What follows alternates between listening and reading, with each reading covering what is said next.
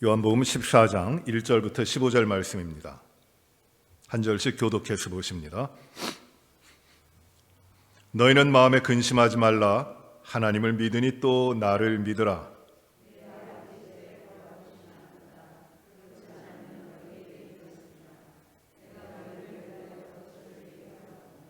가서 너희를 위하여 거처를 예비하면 내가 다시 와서 너희를 내게로 영접하여 나 있는 곳에 너희도 있게 하리라.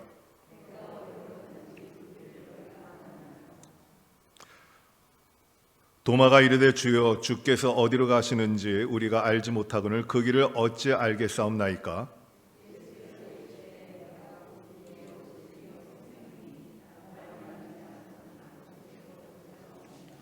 너희가 나를 알았더라면 내 아버지도 알았으리로다. 이제부터는 내가 그를 알았고 또 보았느니라. 너희가 그를 알았고 또 보았느니라.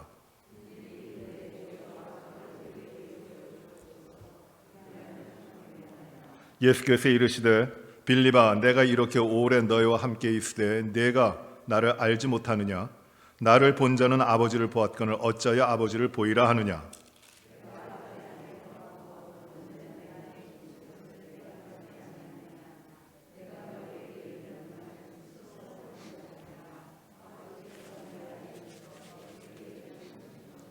내가 아버지 안에 거하고 아버지께서 내 안에 계심을 믿으라.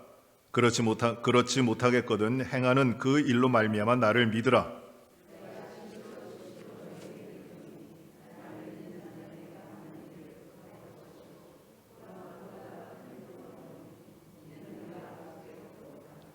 너희가 내 이름으로 무엇을 구하든지 내가 행하리니 이는 아버지로 하여금 아들로 말미암아 영광을 받으시게 하려 함이라.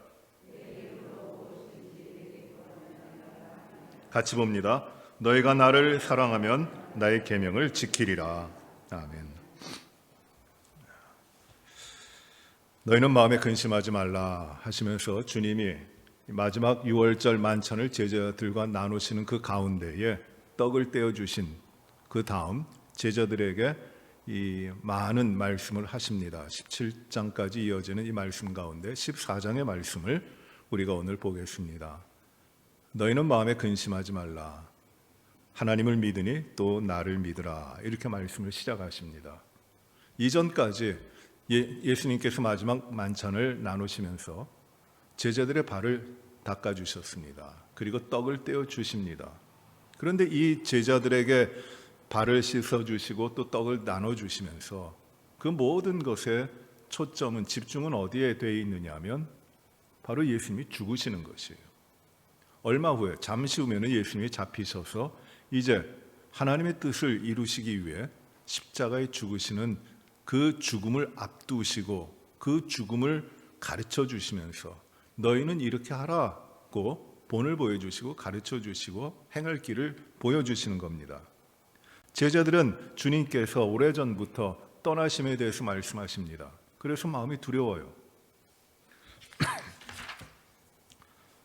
제자들이 주님의 말씀을 듣고 또 누군가가 제자 중에 누군가가 주님을 팔 거라고 이야기하시고 또 주님께서 떠나시는데 이제 잡히고 고난 받으실 것을 말씀하시는데 베드로가 절대 그렇게 되지 못합니다. 그렇게 될 수 없습니다. 말할 때 베드로를 또 책망하시고 내가 나를 3번 부인할 것이다. 책망하십니다.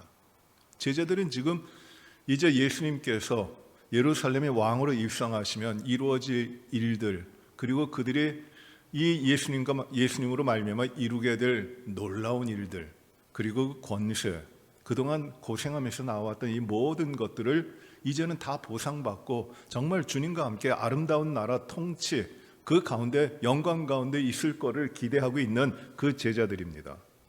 그런데 주님이 떠나신다고 하는 것이 죽는다고 하시는 것입니다. 그 의미를 제대로 깨닫지는 못하지만 제자들은 마음이 두려워요. 주님이 떠나시면 어떻게 하는가? 주님이 떠나신다고 하시니까 주님이 계시지 않음, 예수님께서 제자들과 함께 계시지 않음에 대하여 매우 두렵습니다. 그들이 의지했던, 그들이 모든 소망을 두었던 어떤 든든한 후견인 이 떠나시고 그들과 함께 남아 있지 않음으로 말미암아 이제 고아와 같이 버려지는, 아무도 돌보지 않는 연약한 상태 그대로 마치 우는 사자 우리에 아무런 보호 없이 던져지는 것과 같은 자신들의 모습이 생각나기 때문에 두려워합니다. 자신을 도와주고 지켜주고 든든한 후견이 되는 그 선생님이 없어지고 떠나신다고 하니까 어려운 거예요. 두렵습니다. 이거 어떡하지? 그런 일이 있으면 안 되는데 하고 생각을 합니다.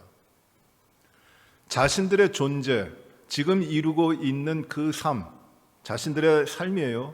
그리고 앞으로 자신들이 이 예수님과 함께 이루어 나갈 삶, 그 삶이 눈에 보이는 것 같은데, 근데 주님이 떠난다고 하시니까 그거 어떻게 했어요, 마음이요? 주님 안 됩니다. 절대로 떠나지 못하십니다. 베드로가 주님 절대 안 됩니다. 떠날 수 없습니다. 다 주님을 버린다 할지라도 나는 절대 주님을 버리지 않겠습니다. 라고 하는 이 베드로의 그 말이, 베드로의 그 강한 말이 어떻게 보면은 예수님을 자신은 못 놓겠다는 말이 아니라 예수님이 없으면, 예수님이 나를 떠나시면 내가 어떻게 됩니까? 내가 의지해왔고 내 삶의 현재적인 의미뿐만 아니라 앞으로 내 삶에 이루어질 그 모든 것이 다 허물어져 버리는데 주님 절대 안 됩니다. 주님 떠나시면 나 어떻게 됩니까? 절대 못 갑니다. 나는 끝까지 그래서 주님 곁에 있을 겁니다 하는 베드로의 강청이기도 해요. 근데 주님께서 이렇게 말씀하십니다. 이 두려워하는 제자들에게 이렇게 말씀하세요. 하나님을 믿으니 또 나를 믿으라 하는 말이에요. 하나님을 믿으니 또 나를 믿으라. 이 주님의 말씀이 이제 계속되는 말씀의 핵심인데, 우리말 번역으로는 하나님을 믿으니 그러므로 나를 믿어라, 이렇게 말씀이 번역되어 있습니다. 영어 번역으로 보더라도 NIV 성경은 이렇게 번역을 했어요. 그러니까 하나님을 믿는 너희들아 나를 믿어라라고는 나를 믿으라고 하는 명령문이 됩니다. 그런데 그 킹제임스 버전을 보면은 좀 다르게 번역했고, 또 원문을 보면 조금 이거랑 다릅니다. 이 믿으라라는 말이 첫 번째 나오는 하나님을 믿으니라고 하는 믿으니라고 하는 그 믿음의 그 말과 뒤에 나오는 나를 믿으라고 하는 말이 똑같은 말이에요. 그러니까 이것이 하나의 조건이 되었고 뒤에 결과가 되는 이런 문장이 아니라, 이것도 너희가 하나님을 믿는구나, 그러니 너희는 또 나를 믿는구나, 이런 평서문, 서술문이 되는 겁니다. 거기 똑같이 쓰여진 피스테유테라는 말이 그 시제와 그 모든 것을 볼 때 현재적인 2인칭 복수예요. 어떤 명령으로 하는 단어가 아닙니다. 그러니까 믿는구나, 피스테오라는 말에 복수 2인칭 서술형이에요. 인디케티브입니다. 그러니 이 말이에요. 너희들이 하나님을 믿고 또 나를 믿는다라는 아주 평범한 말씀입니다. 그러니 주님은 이 제자들을, 두려워하는 제자들에게 너희가 하나님을 믿는다. 너희는 하나님을 믿는 사람들이야. 그리고 너희는 부족하지만 지금도 나를 믿는 사람이야. 그러니 이제 어떤 일이 일어날 것인가를 말씀으로 주시는 것이에요. 물론 의미가 하나님을 믿으니 또 나를 믿으라라고 하는 명령문과 권유문으로 돼가지고 그 말씀이 예수님을, 하나님의 아들이신 예수님을 신뢰하라는 명령으로도 생각하는 것도 의미가 있지만, 그 문장 뜻을 보니까 너희들은 하나님을 믿고 있고 또 나를 믿고 있는 사람들이다 라는 말이에요. 그러니 이제 두려워하지 말라, 그 말씀을 줍니다. 그럼 왜 두려워하지 말라고 하시는가?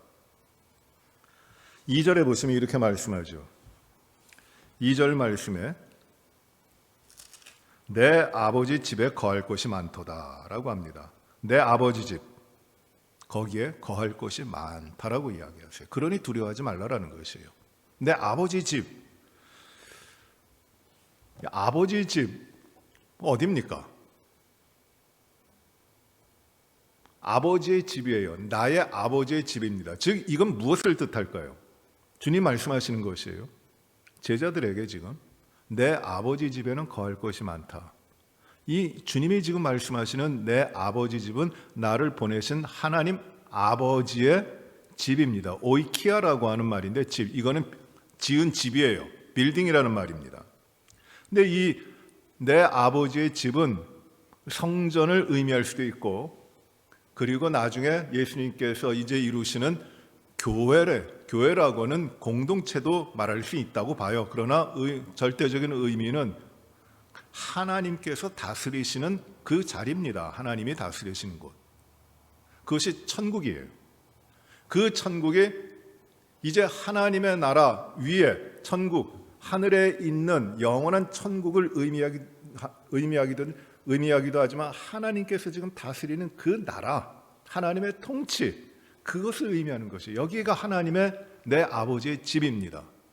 모든 하나님이 다스리는 곳, 그 자리, 지금 이 자리도, 우리가 살고 있는 이 자리도 될 수 있고, 영원한 하나님의 나라 천국도 될 수 있고, 교회도 될 수 있고, 믿음의 공동체도 될 수 있는 그곳, 하나님께서 아버지로 다스리시고 통치하시고 모든 주권의 영역이 하나님께만 있는 그곳, 그것이 바로 내 아버지의 집이에요. 근데 그 아버지 집에 거처가 많다고 말씀하십니다. 거할 곳이 많다고 하십니다. 이 거할 곳, 거처라고도 전에 번역을 했는데, 이건 어디입니까? 이건 뭡니까?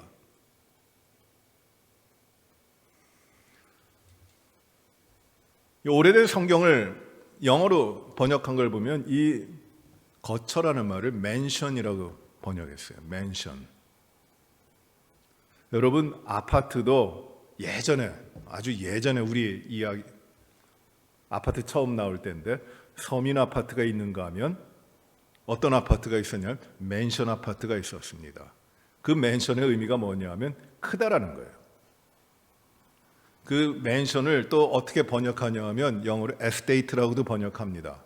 에스테이트는 영지라는 말이에요. 큰 땅입니다. 대단히 큰 땅입니다. 뭐 몇백 평 되는 땅이 아니라 마차를 타고 한참 달려서 끝에서 끝에 이룰 수 있는 그런 땅이 에스테이트예요. 영지라는 말입니다. 그래서 성곽을 두르고 통치할 수 있는 그 자리가 에스테이트예요. 거기에 집이 있는 걸 가리켜 그 에스테이트, 큰 집이라고 이야기하는 겁니다. 지금 말씀하시는 이 거할 곳, 거처라고 하는 말이 맨션, 큰 집이라는 뜻이에요. 그러니까 작은 집, 그런 뜻이 아니라고도 많이 생각됩니다. 영어로 번역은 어떤 때는 이 맨션이라고도 하고 어떤 경우에는 그랜드 하우스라고도 번역을 합니다. 큰 집이라는 말로 번역을 합니다. 그런데 그 집이 지금 거할 곳이라고 말씀하시는데 거처, 그곳이 건물을 지어서 만들어 놓은 그런 뜻일까요? 이 거할 곳, 거처라는 뜻은 모네라는 말인데 이 거한다라는 말이에요. 이 성경이 쓰여질 때 그 당시에 이 모네라는 말은 큰 집을 뜻하기보다도 일상적으로 살아가는 사람들의 집이었어요. 그러니까 이 말의 뜻이 큰 집을 뜻하는 것이 아니라 천국에 있는 큰 집을 뜻하는 그런 의미도 있겠지만 보통 그렇게 해석을 하는데, 정확한 말의 뜻은, 주님께서 하신 말씀의 뜻은 무엇인가 하면 거하는 곳, 하나님께서 거하시는 곳, 하나님과 함께 거하는 그 자리, 이 거한다라고 하는 동사를 명사형으로 써가지고 거하는 곳이에요. 그러니까 이 거한다라고 하는 메네인이라고 하는 그 동사의 동사를 이제 명사형으로 써가지고 거주하는 자리, 거주하는 그곳, 거주함, 그것을 의미하는 것이라고 생각됩니다. 즉, 내 아버지 집에 거할 곳이 많도다라고 하는 것은 하나님이 다스리시는 하나님의 나라 가운데 하나님이 우리와 함께 하시는 그 자리가 있다라는 것이에요. 하나님이 함께 하시는 그 자리. 내가 이 거처를 2절에 말씀하죠. 내가 내 아버지 집에 거할 것이 많도다. 그렇지 않으면 내가 너에게 일렀으리라. 내가 너희를 위해 거처를 예비하러 가노니. 예비하러 간다고 하시는데, 그러면 이 거처가 하나의 큰 건물이면은 천국에 하늘나라에 있는 우리가 거할 큰 집이라면은 지금 그 집을 건축하러 가시는 겁니까, 주님이? 하늘나라 건축 중이에요. 그렇게도 이해하시는 분들이 있습니다. 그런 뜻은 아니에요. 거할 곳, 그것은 천국의 주인이신 하나님의 다스리심이 우리와 함께하는 그 자리가 있다라는 것이에요. 그것을 주님이 준비하신다. 그 하나님이 이제 너희와 함께 하시도록 준비하신다라는 말입니다. 오래전에 우리나라에서 센세이션을 일으켰던 부흥사라고 할까요? 그런 분이 있는데 브라질 태생으로 의사라고 했던 분입니다. 펄시 콜레라고 하는 분이에요. 불란서 계통의 백인, 머리가 하얘신 분이신데 나이가 많으신 분입니다. 그분이 내가 본 천국이라고 하는 책을 썼어요. 아마 읽어보신 분들 계실 겁니다. 저도 미국 오기 직전인데 아주 오래됐죠. 그 책을 읽었어요. 근데 그 책에 참 신기하게 별난 일이 많이 있는데 휴거에 대한 이야기하고, 휴거가 무엇이냐, 하나님께서 하늘에서 베큐um 같은 걸로 쭉 빨아 올리시면은 거기 이제 올라간다는 거예요. 끌려서. 이게 휴거다. 자기도 올라갔다라는 것이에요. 올라가서 천국에 들어가 보니까 휴거를 당해가지고 겪게 되는 경험들이 여러 개 있는데, 큰 어떤 터널을 통과하고 빛을 보고 이러한 가사의 경험을 한 사람들이 가지는 경험에 대한 이야기들을 거기 쓰고 있어요. 그래서 천국에 도착해 보니까 생각하지 못한 사람들도 있고, 생각한 사람은 없고, 생각하지 못한 사람들도 있다라는 것이에요. 그런데 거기에 재미난 말이 뭐냐면 자기가 보고 온 천국을 기억하면서 천국의 지도를 그린답니다. 그분이 한국에 와서 인천에 있는 마가의 다락방이라는 그곳에서 산인데 거기서 집회를 했는데, 저도 그 집회에 갔는데 거기서 천국의 지도를 그린다고 막 지도를 그리시더군요. 여기는 누가 살고 여기는 누가 살고, 그런 걸 막 하는데 그분이 하신 말씀이 뭐냐면, 천국에 가보니까 천국은 지금 공사가 굉장히 많이 이루어지고 있다, 이렇게 이야기를 했어요. 공사가 많이 이루어지고 있다. 천국을 아직 공사 중이라는 거예요. 우리가 살 집을 공사하는 중이라고 합니다. 만약에 천국이 그렇다면 천국은 미완성이잖아요. 근데 지금 아마 그분도 이 말씀을 가지고 내가 예비하러 간다, 거할 것을 예비하러 간다, 천국에. 그러니까 아마 천국이 아직 미완성이고 공사 중이고 준비 중에 있는 것으로 이해했나 봅니다. 근데 이거 잘못된 거예요. 그분은 완전히 거짓이라고 하는 게 판명이 났고, 정말 사기꾼도 그런 사기꾼이 없었던 거죠. 많은 사람들이 정신없이 거기에 맹종을 했던 것이에요. 그런데 주님이 예배하러 가신다는 것은, 내가 아버지 집에 거할 곳이 많다, 아버지 집에 거할 곳이 많다고 하시면서 그 거할 곳을 예배하러 간다고 하셨을 때 그 말씀은 무엇이냐면, 주님이 십자가에서 죽으시는 걸 분명히 말씀하시는 것이에요. 내가 간다라는 말이잖아요. 간다라는 말은 무엇이에요? 지금 이 자리를 떠난다는 것이에요. 죽으신다는 것이에요. 십자가에 죽으신다는 것이에요. 그래서 거할 곳을 예비하기 위하여 간다. 그 거할 곳이 어디냐? 그 거한다고 하는 것이 하나님, 천국의 주제자이시고 다스리시는 하나님과 하나가 되고 하나님과 교통이 되는 것이 거하는 것이라면은, 그 하나님과 완전한 교통을 이루기 위하여 내가 떠난다, 내가 죽는다, 나의 죽음으로 말미암아 하나님과의 완전한 교통이 너희들에게 이루어질 것이다. 그러니 너희들은 두려워하지 말라, 근심하지 말라. 이 근심하지 말라라는 말이 반복돼 나와요. 왜? 너희에게는 하나님이 함께하고 계시지 않느냐. 너희들은 하나님과 뗄래 뗄 수 없는 존재들이 아니냐. 하나님이 너희를 불러주시지 않았느냐. 너희와 함께하고 계시지 않느냐. 그러니 두려워하지 말라라는 것이. 예수님이 예배하러 가신다고 했죠. 그리고 뒤에 보시면은 뭐라고 말씀하시냐면 3절에 가서 너희를 위하여 거처를 예비하면 내가 다시 와서 너희를 내게로 영접하여 나 있는 곳에 너희도 있게 하리라고 하십니다.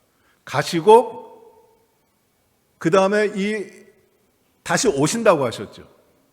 그러면 어떻게 된다고 합니까? 이 너희를 위하여 예비한 그 거처가, 너희를 위하여 거처가 예비되면은 너희가 내가 너희를 나 있는 곳으로 오게 할 것이다. 같이 있을 것이다 라고 말씀하세요. 그러면 예수님이 떠난다고 말씀하셨고 이제는 또 다시 온다고 말씀하시는데 다시 온다라는 말이 무엇일까요? 우리 주님이 지금 말씀하시는 다시 올 것이다. 다시 온다. 이제 예수님 십자가에 죽으세요. 몇 시간 후에. 떠나시는 겁니다. 그럼 다시 온다라는 말씀은 무엇이에요? 세 가지로 생각할 수 있어요. 첫째는 예수님의 부활이에요. 예수님이 죽음 가운데서 다시 살아나십니다. 이것이 다시 오신다라는 의미로도 생각할 수 있어요. 두 번째 의미는 무엇이냐면은 예수님이 부활 승천하신 다음에 약속하신 대로 성령을 부어주세요. 성령이 강림하시죠. 오순절에 성령이 강림하십니다. 그 성령이 임의로 오시는 것이 아니라 예수님이 약속하신 것이고 우리 주님이 가심으로 말미암아 보내시는 것이에요. 성령이 오시는 사건, 성령 강림. 이 두 번째.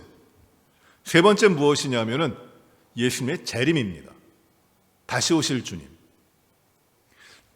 다시 온다라고 하는 우리 주님의 말씀은 분명히 떠나신 이후에 부활하심을 포함도 하고 그리고 성령 강림으로 말미암아 오실 성령님에 대한 말씀을 하시는 것이기도 하시고 또 나중에 이제 모든 것을 심판하시기 위해 재림하실 주님을 말씀하시기도 합니다만 이 문맥을 잘 보면 주님이 지금 뜻하시고 계시는 것이 무엇이냐 다시 오신다. 그 뜻은 무엇이냐면은 성령의 강림으로 말미암아 이루어질 일들에 대해서 말씀하시는 것이에요. 내가 다시 온다. 내가 지금 떠나지만 다시 온다. 여러분 요한복음 14장 16절 보세요. 우리 읽은 그 다음 절에 있는데 16절 같이 읽어봅니다. 시작. 내가 아버지께 구하겠으니 그가 또 다른 보혜사를 너에게 주사 영원토록 너희와 함께 있게 하시리라. 보혜사를 주시겠다는 말씀이에요. 나는 가지만은 가서 내가 아버지께 구하여 보혜사가 오신다. 그래서 너희와 영원토록 함께 하실 것이다. 이 보혜사가 누구입니까? 성령님이에요. 그러니 주님은 떠나시지만 하나님과 하나가 되어 거하도록 하기 위하여 주님은 성령을 보내신다는 것이에요. 또 말씀을 봅니다. 15장 26절 요한복음 15장 26절 같이 봅니다. 15장 26절 같이 봅니다. 시작. 내가 아버지께로부터 너에게 보낼 보혜사 곧 아버지께로부터 나오시는 진리의 성령이 오실 때에 그가 나를 증언하실 것이고 아버지께로부터 나오는 진리의 성령이 오신다. 그건 무엇을 말씀하세요? 그가 나를 증거하신다. 성령이 오신다. 나는 떠나지만은 성령이 오신다. 그 성령이 오셔서 하시는 일이 무엇이냐면 너희와 너희 제자들과 지금 두려워 떨고 있는 그 제자들과 하나님 아버지를 하나가 되게 하신다. 일치가 되게 하신다는 말씀이에요. 그래서 성령이 오신다는 것이에요. 또 말씀 보시면 16장 7절 16장 7절 같이 봅니다. 그러나 내가 너희에게 실상을 말하노니 내가 떠나가는 것이 너희에게 유익이라. 내가 떠나가지 아니하면 보혜사가 너희에게로 오시지 아니할 것이요 가면 내가 그를 너희에게로 보내리니. 내가 떠나는 것이 떠난다고 하니까 제자들이 두려워해요. 주님과 이별이 들어올 뿐만 아니라 자신들의 존재 근원이 자신들의 삶의 근원이 허물어지는 것이에요. 그게 두렵습니다. 붙잡고 싶어요. 떠나지 마세요. 그러나 주님께서 그들에게 말씀하시는 것이에요. 내가 있는 것보다 너희와 함께 있는 것보다 내가 떠나는 것이 너희에게 더 좋다. 왜? 내가 떠남으로 보혜사 성령이 너에게 오실 것이다. 그가 오신다는 것이에요. 16장 13절을 보십시오. 16장 13절 같이 봅니다. 그러나 진리의 성령이 오시면 그가 너희를 모든 진리 가운데로 인도하시리니 그가 스스로 말하지 않고 오직 들은 것을 말하며 장래를 너에게 알리시리라. 성령이 오시면은 너희를 모든 진리 가운데로 인도하실 것이다. 성령이 하시는 일이 무엇이에요? 오셔서 성령이 하시는 일이 무엇이에요? 너희를, 이 제자들을 두려워 떨고 있고 소망을 잃어버리고 그 제자들에게, 너희들에게 모든 진리로 인도하실 것이다. 그리고 너희들에게 그 성령께서 장래일을 말씀하실 것이다. 이루어진 일들에 대해서, 그 앞으로의 장래 일에 대해서 말씀하실 것이다.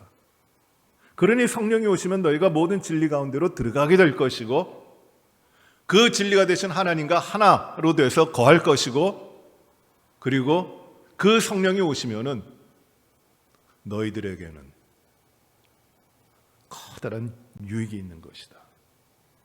나는 비록 떠나지만 나의 떠남으로 말미암아 성령이 오셔서 너희와 함께 하실 것이다. 너희를 모든 진리 가운데로 인도하실 것이다. 내가 너에게 가르친 모든 것을 기억나게 하실 것이다. 너희와 항상 함께 하실 것이다. 너희가 하나님의 자녀임을 증거하실 것이다. 세상의 풍파와 환난과 박해와 모든 것들 가운데도 거기에 굴하지 않고 능히 이겨낼 수 있는 담대한 능력을 주실 것이다. 그러니 너희들은 두려워하지 말라. 너희들은 하나님을 믿고 있지 않느냐? 너희들은 나를 믿고 있지 않느냐? 믿는 자들아, 내가 떠나는 것에 대해서 두려워하지 말아라. 내가 떠나면 성령 보혜사께서 너에게 오신다. 그가 오셔서 하나님과 너희를 하나로 묶어주실 것이다. 그 말씀을 지금 하시는 것이에요. 예수님의 떠나심, 예수님이 영원토록 함께 하시면 얼마나 좋겠습니까? 우린 그렇게 생각을 합니다. 그러나 주님께서 하신 일은 무엇이냐면 떠나시는 것이에요. 주님이 떠나신 그 빈자리에 성령께서 오셔서 연약하고 부족하고 약했던 모든 것들을 대체하시고 모든 진리 가운데 인도하셔서 하나님의 백성으로 굳게 서도록, 살아가 승리하도록 이끌어 가시는 분이 성령님이신 것이에요.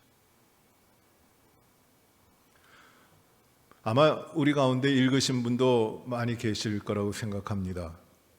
헨리 나우엔이라는 분이 그 영성가죠. 그분이 쓴 책 가운데 거의 초기에 쓴 책이에요. 예수님을 생각나게 하는 사람이라고 하는 책이 있습니다. 아주 작은 책입니다. 한 잡으면은 1시간, 1시간 반이면 다 읽을 수 있는 책입니다. 그 책이, 그러나 책은 작지만은 그 내용이 굉장히 깊어요. 바로 이 말씀을 묵상하는 거예요. 그가 말하고 있는, 헨리 나우엔이 말하고 있는 그 내용은 무엇이냐면 예수님 부재의 신학입니다. 예수님이 계시지 않음으로 인하여 이루어지는 일들.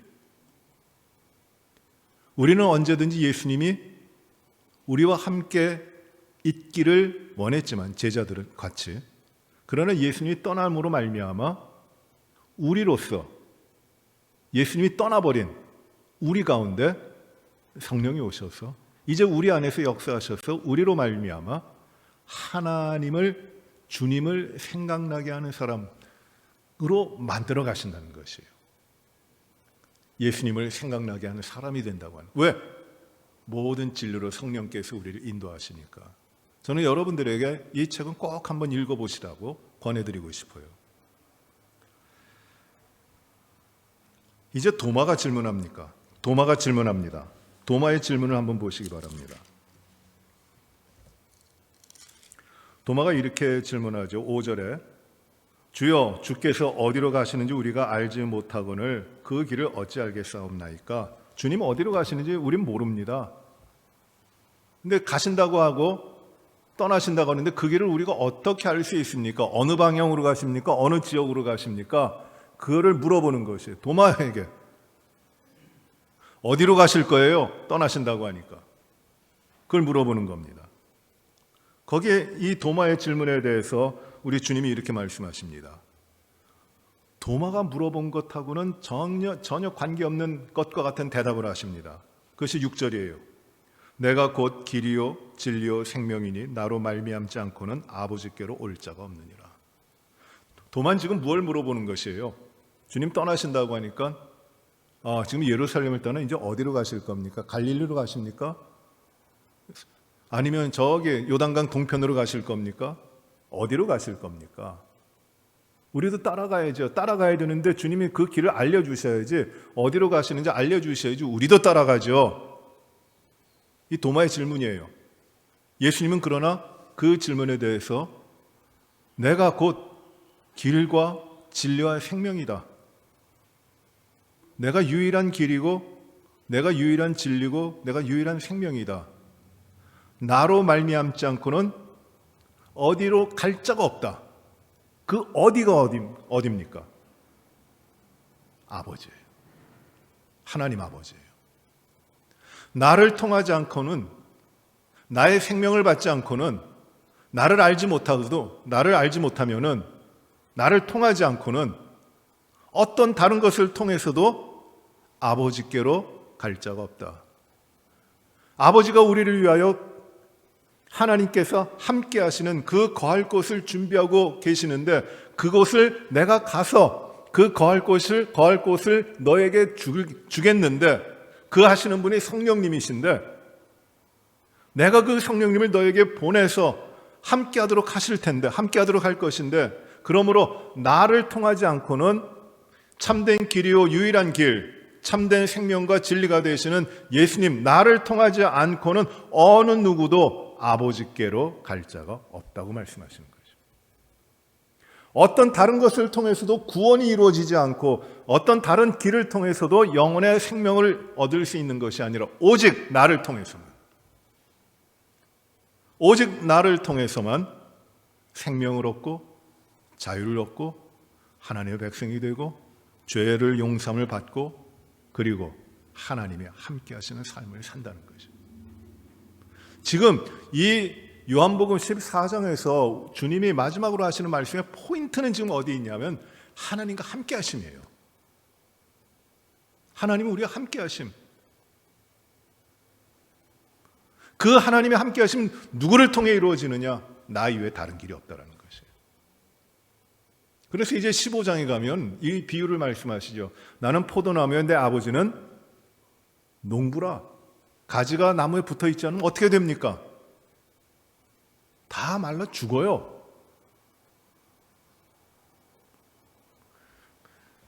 이 열매를 맺지 못하는 나무는 다 절단하는 겁니다. 붙어 있지 않는 나라, 붙어 있지 않는 가지들은 다 잘라내고 말라 죽는 겁니다. 그러니 내가 너희 안에 거하고 너희가 내 안에 거하면 하나가 되면은 무엇이든 원하는 대로 구하라는 것이에요. 그 일을 마련하시기 위하여 하나님이 우리의 삶에 거할 처소가 되시고 거할 자리가 되셔서 하나님이 우리와 동거동락하고 하나님과 우리가 하나가 되고 하나님이 우리 안에 계시고 우리가 하나님 안에 들어가는 뗄래야 뗄 수 없는 하나님의 백성의 삶을 위하여 주님께서는 지금 간다, 떠난다, 죽는다 말씀하시는 거죠. 사도행전 4장 12절에 우리가 잘 아는 바와 같이 이 구원에 관하여 사도들의 증언은 이겁니다. 다른 이로서는 구원을 얻을 수 없나니 천하 인간의 구원을 얻을 만한 다른 이름을 주신 적이 없다고 말씀하세요. 누구 이름 외에? 예수 이름 외에. 이 구원을 내가 예수님으로 말미암아 죄의 사함을 받아서 하나님의 자녀가 되는 이 관교 회복일 뿐만 아니라 이 구원은 내가 창조주 되시고 만물의 주인이 되시는 하나님과 내가 하나가 돼서 동거동락하는 일체가 되는 그 삶이 어떻게 이루어지느냐, 이게 구원인데 하나님과의 간격이 없이 하나님과 떨어짐이 없이 하나님과 함께하는 그 삶이 그 구원인데 이 구원이 어떻게 이루어지느냐 하면은 하나밖에 없다는 것이에요. 오직 예수로 말미암아 그 구원을 주시는 겁니다. 하나님과 교통하는 것, 하나님과 하나가 돼서 교통하는 길이 이제 너희들이 살 길인데 그 하나님과 교통이 어떻게 이루어지는가? 나로 말미암지 않고는 없다라는 것이에요. 그 일을 이루기 위하여, 그걸 주시기 위하여 내가 가고 성령이 오신다. 예수님을 중보자라고 합니다. 중보자, 미디에이터예요.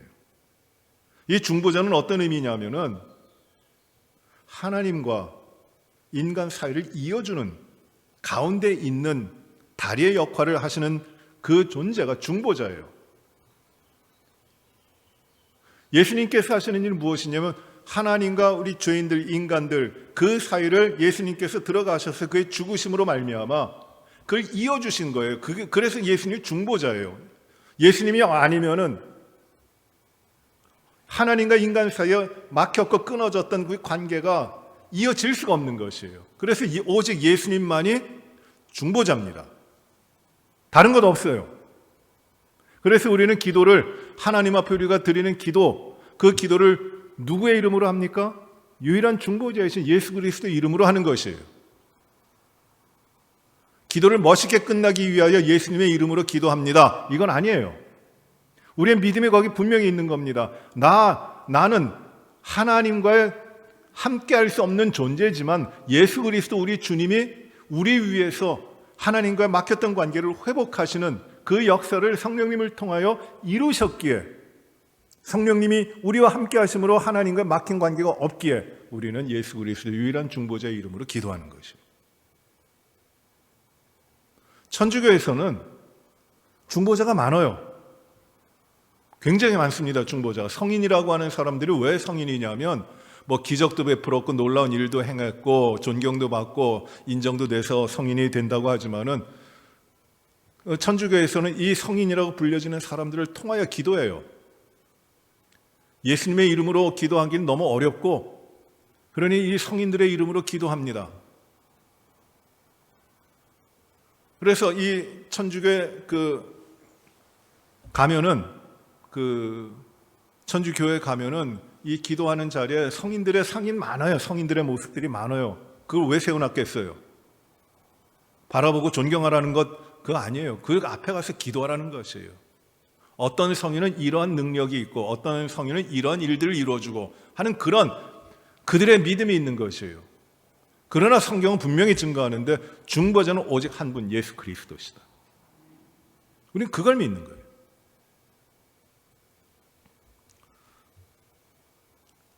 이제 빌립이 질문합니다. 빌립이 무엇이라고 질문하냐면 8절에 보시면은 주여 아버지를 우리에게 보여주옵소서 그리하면 족하겠나이다. 주님 보여주세요. 아버지를 보여주세요. 지금 내가 아버지께로 간다. 주님께서 이야기하시니까 빌립이 아버지를 보여달라고 합니다.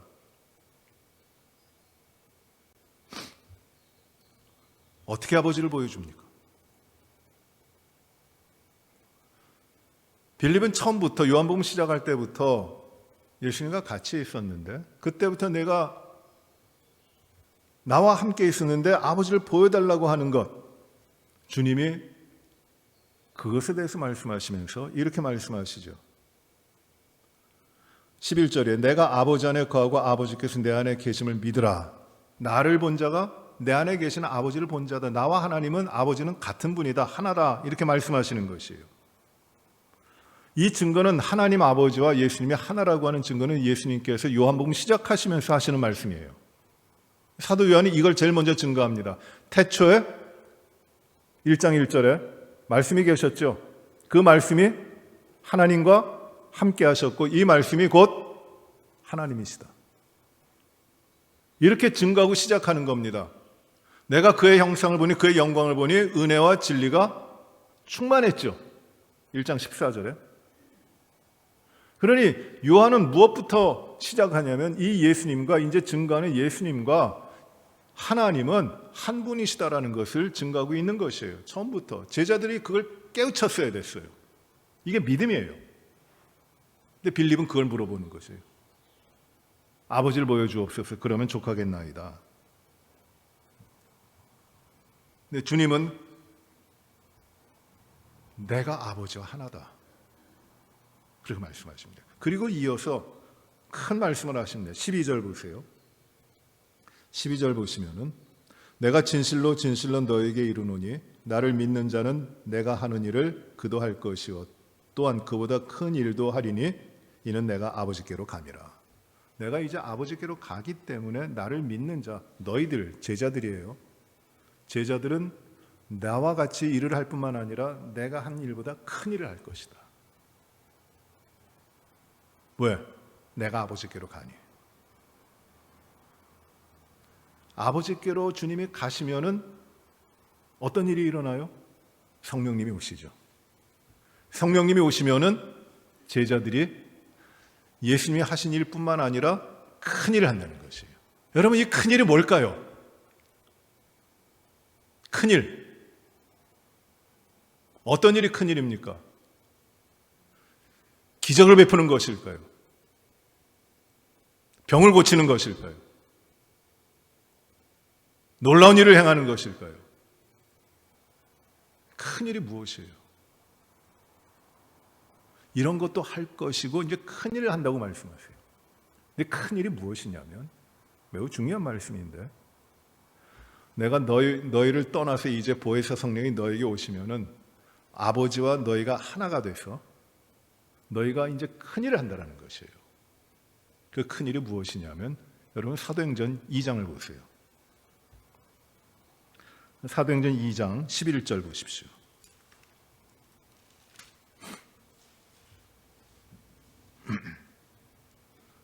사도행전 2장 11절 같이 읽어봅니다. 시작. 그레데인과 아라비아인들이라 우리가 다 우리의 각 언어로 하나님의 큰 일을 말함을 듣는도다 하고, 이제 초대 교회 오순절에 일어났던 성령 강림의 역사입니다. 말씀하신 대로 주님이 승천하셨고 아버지께로 가셨고, 그리고 약속하신 대로 오순절 날에 성령이 다락방에 모여있는 그 120문도에게 내려왔어요. 성령이 왔어요. 성령이 무슨 일을 하십니까? 하나님과 하나가 되게 해요. 놀라운 역사를 일으켜 갑니다. 근데 그들에게 나타난 현상이 무엇이냐면은 성령이 임한 그 자리에 그들이 방언을 하기 시작해요. 어떤 방언이냐면 외국어로 말하는 거예요. 오늘날 이 성령의 은사로서 우리가 이야기하는 방언들, 자신이 하나님과 깊은 통화를 하는 그 방언이 있어요.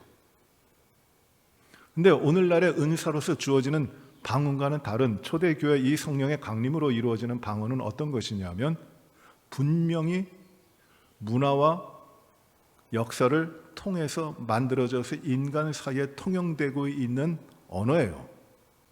여기 보시면은 9절부터 바데인도 있고 메데인도 있고 엘람인도 있고 메소포타미아 사람, 유대 사람, 갑바도기아 사람, 본도, 아시아, 부르기아, 밤빌리아, 애굽, 구레네, 리비아, 또 로마로부터 온 사람들, 그레데인, 아라비아인들, 수많은 사람들이 있어요. 아시아 사람도 있고 유럽 사람도 있고 아프리카 사람도 있고 흑인도 있고 백인도 있고 다 있는 것이에요. 문화와 언어가 다 달라요. 그런데 성령의 강림하심으로 그 120문도가 하는 일이 무엇이냐면 그 다른 언어들, 지역에 따라 다른 언어들을 그 120문도가 하나같이 다 말하는 것이에요. 그 언어를 배워본 적도 없는 사람들입니다. 그런데 그 언어를 말해요. 바벨탑 사건 이후에 갈라졌던 인간의 언어가 이 성령 강림으로 인해서 하나가 되는 통합의 역사가 이루어진다고도 생각이 됩니다. 그런데 여러분, 이 방언을 말하는 것을 들어요. 외국어로 말하는 것을 봅니다. 그리고 그 외국어로 말하는데 무엇을 말했습니까? 외국어로 말했다는 거, 방언을 말했다는 것은 형식인데, 틀인데 그 틀 가운데 담겨져 있는 내용이 무엇이에요? 무엇을 각각 외국어로 말한 겁니까? 방언으로. 이걸 가리켜 하나님의 큰일이라고 지금 이야기하고 있어요. 방언했다는 그 자체가 아니라 방언 가운데 담겨져서 전해지고 있는 내용, 그것이 하나님의 큰일이라는 것이에요. 이 큰일이라는 말, 요한복음 우리가 본 거기서 하나님의 큰일이라는 말, 메갈레이아라는 말하고 이 사도행전 2장 11절에 나오는 큰일이 거의 같은 말이에요. 메가라는 말입니다. 엄청나게 큰 것이에요. 그랜드라는 것이에요. 아주 큰 것. 그 일을 보는데 그 일이 무엇이냐는 것이에요. 무엇입니까, 여러분?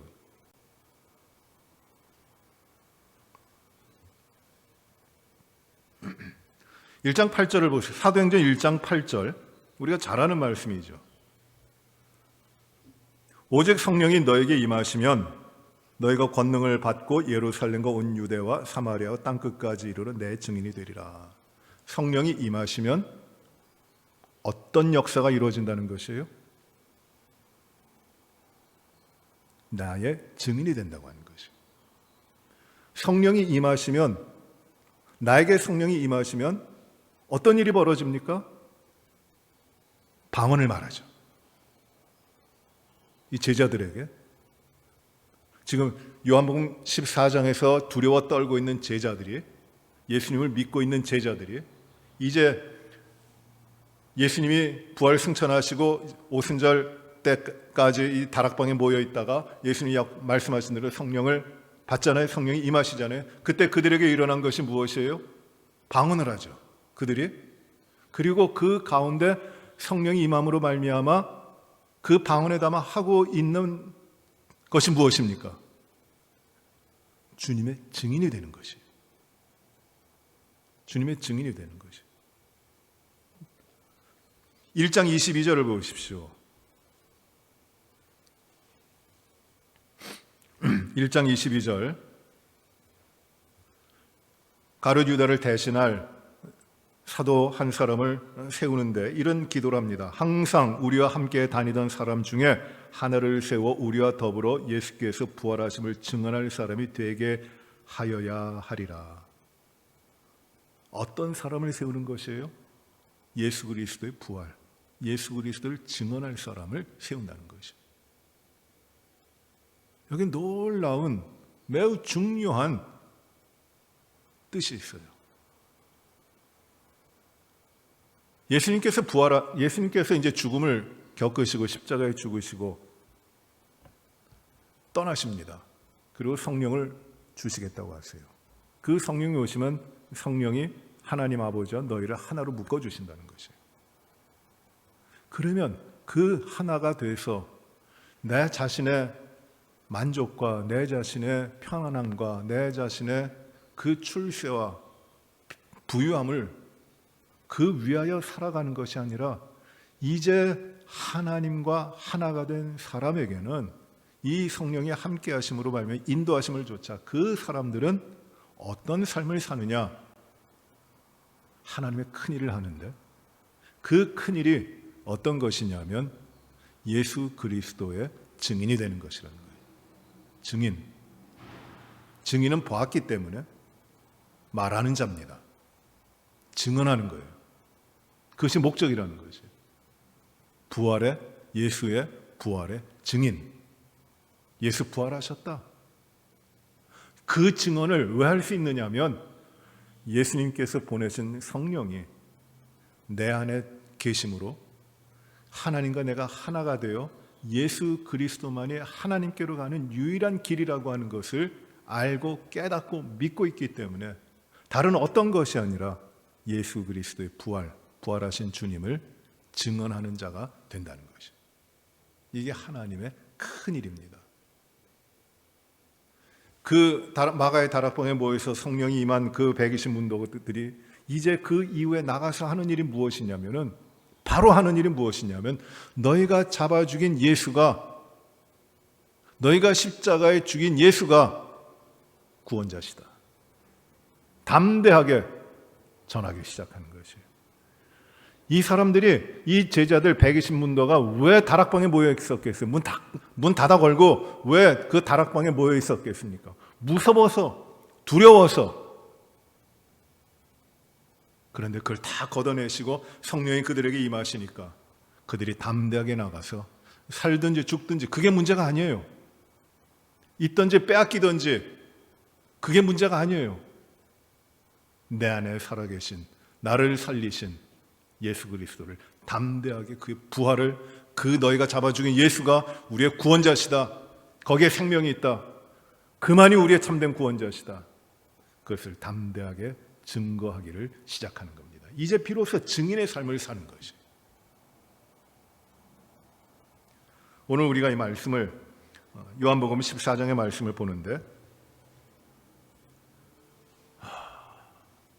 우리는 성령에 대해서 참 많이 이야기해요.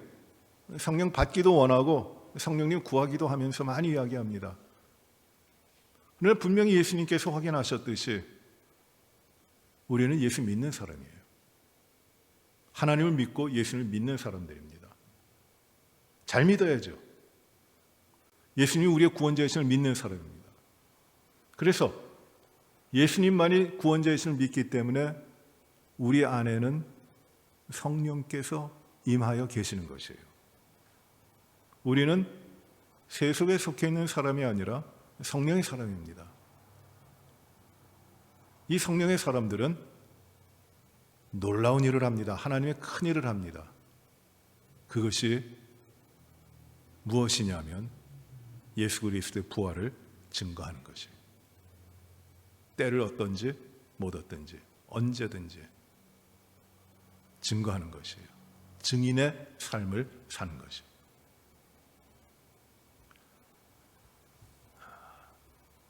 이 말씀이 참, 이 6월절 만찬의 말씀이 정말 감격적이고 그 제자들에게 주신 이 깊은 의미가 하나하나 곱씹어 보면 곱씹어 볼수록 정말 우리에게 주시는 그 도전과 우리의 삶을 흔들어 놓으시고 우리의 삶을 바르게 세우시는 이 말씀을, 행함과 말씀을 주시는데, 오늘 우리는 누군가? 우리는 길을 찾고 있단 말이에요. 어떤 길을 가고 있는가? 갈릴리로 가는 길을 찾고 있는가? 엠마오로 가는 길을 찾고 있는가? 여리고로 가는 길을 찾고 있는가? 잘 되는 길로 가는가? 우리는 여러 가지 길을 찾고 있는데 주님이 하신 말씀 한 가지예요. 나를 믿는 자는 그 믿음 가운데서 나를 통하여 아버지께로 간다. 왜? 내가 길이기 때문에. 참된 길이기 때문에. 그러면 내가 아버지께로 가면 너희에게 보혜사 성령을 주실 것이다. 그가 너희를 모든 진리 가운데로 인도하시고 성령이 임하면 너희는 그리스도의 증인이 될 것이다. 이렇게 변화시켜 주시는 것이에요. 이게 예수 믿는 사람들의 살아갈 길이에요. 다른 거 아니에요. 주님으로 말미암아 하나님과 하나가 되고 성령이 임하여 그리스도를 증거하는 삶으로 살아가는 것.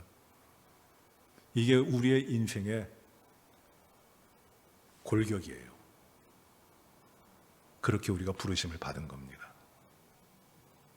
오늘 이 말씀이 우리에게 우리의 삶을 다시금 세우는 도전이 되고 우리에게 주신 하나님의 명령을 회복하고 하나님 앞에 굳건히 서나가는 우리 모든 성도 여러분들 되시기를 주의 이름으로 축원합니다.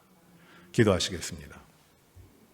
은혜로우신 아버지 하나님, 요한복음 14장에 주님이 제자들에게 너희 두려워하지 말라, 하나님을 너희가 믿고 있구나, 너희가 또 나도 믿고 있구나, 내가 너희들에게 이제 십자가의 죽음으로 말미암아 너희를 떠나지만 너에게 성령 보혜사를 보낼 것이다.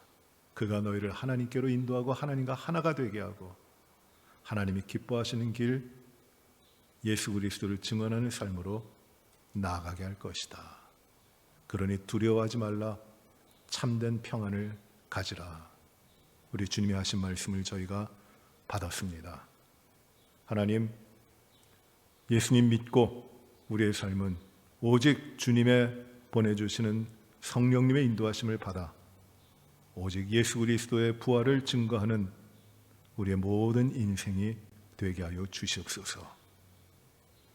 세상을 두려워하지 않고 세상을 부러워하지 않고 염려하지 않게 하시고 오직 주님만을 기쁨으로 증거하는 증인의 사명의 삶을 살게 하여 주시옵소서. 이것이 우리의 인생이 되게 하여 주시옵소서. 먹든지 마시든지 무엇을 하든지 다 하나님의 영광을 위하여 하게 하여 주시옵소서. 예수님 이름으로 기도하옵나이다. 아멘. 하늘에 계신 우리 아버지여, 이름이 거룩히 여김을 받으시오며 나라의 임하옵시며 뜻이 하늘에서 이루어진 것 같이 땅에서도 이루어지이다. 오늘날 우리에게 일용할 양식을 주옵시고 우리가 우리에게 죄 지은 자를 사하여 준 것 같이 우리의 죄를 사하여 주옵시고 우리를 시험에 들게 하지 마옵시고 다만 악에서 구하옵소서. 대개 나라와 권세와 영광이 아버지께 영원히 있사옵나이다. 아멘.